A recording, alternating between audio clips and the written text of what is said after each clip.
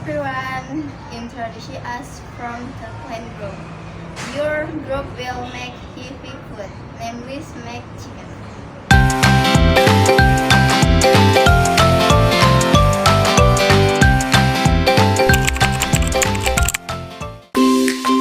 My name is Dina apriyati. My name is Rizvi Aurelia.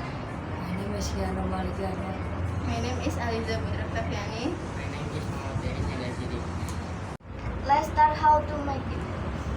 A few moments later.